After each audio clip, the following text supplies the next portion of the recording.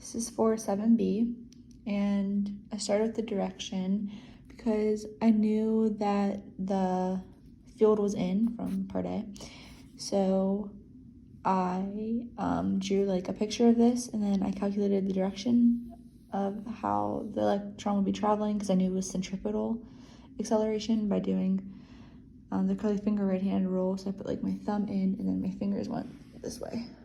So I knew it was going in this direction as labeled. And of course, this is half the d as the distance as said in the problem. But I went wrong with confusing the v's because, you know, velocity or potential. And then in the second part, I forgot to consider that the radius was d/2. So for my fractions, I started by, like I said, just drawing the same thing I said from the problem because I had that idea correct. And then to calculate the radius, don't mind the scribbling out, that's all my attempts previously at doing this problem correctly. I knew that this is the equation for the radius, and I kind of solved for this in part A, like the B equals EV, E over V, so I just plugged that in.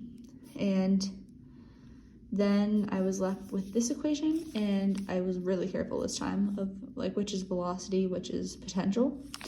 So I knew that these were velocity, like once I kept simplifying, so then I got this, again keeping track of which is velocity.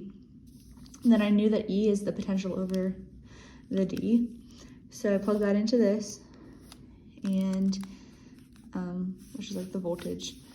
So I was left with this as my radius answer in terms of stuff given in the problem. Then for the period, this is the equation for period, and this V is velocity.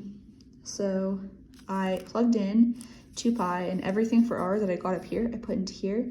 But I put the d/2 for this one.